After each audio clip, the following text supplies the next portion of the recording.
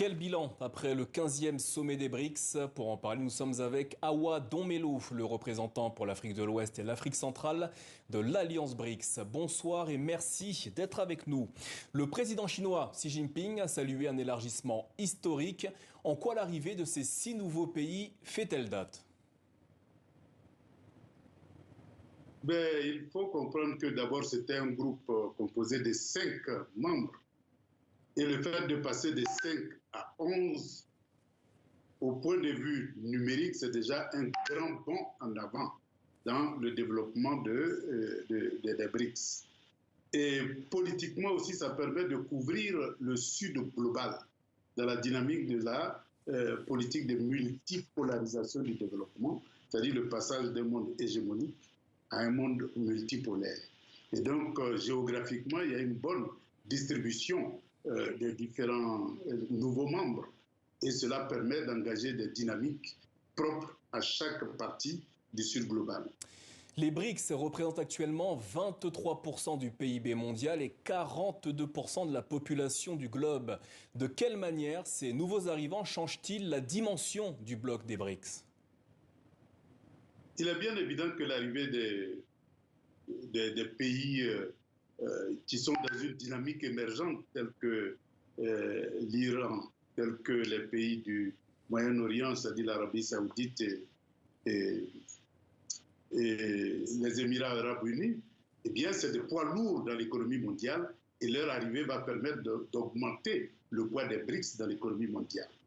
Vous savez qu'en matière d'énergie et de pétrole, eh bien, la Russie et l'Arabie saoudite constituent les 2 poids lourds du monde. Et donc, le fait qu'ils puissent harmoniser leur politique à l'intérieur d'un groupe aussi compact et aussi ambitieux, il est bien évident que ça va changer beaucoup la donne dans la dynamique du développement économique mondial. Alors, sur quels critères les nouveaux pays entrants, notamment africains, l'Éthiopie et l'Égypte, ont-ils été choisis?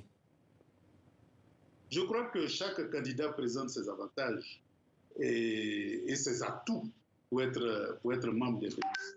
Et c'est aux 5 membres des BRICS de discuter en vase clos pour décider qui doit rentrer et qui doit attendre avant de rentrer.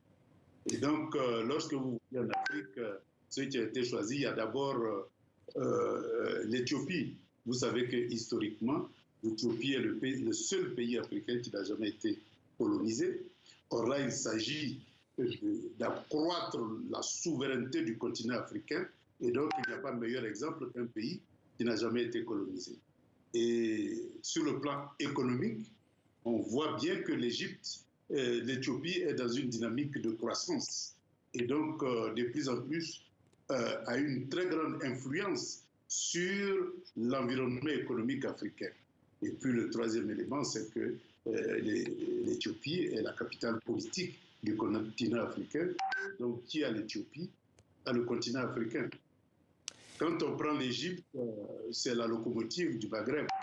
Et historiquement parlant, le passage de Nasser à la tête de l'Égypte a donné une impulsion au développement non seulement des pays du Maghreb, mais aussi des pays du Moyen-Orient. Et donc l'Égypte constitue un élément important dans l'avènement d'un monde, d'une Afrique qui se développe progressivement vers un pôle dans un environnement multipolaire. Awa Donmelo, l'Algérie était également candidate. Pourquoi n'a-t-elle pas été retenue? Je crois que c'est purement provisoire.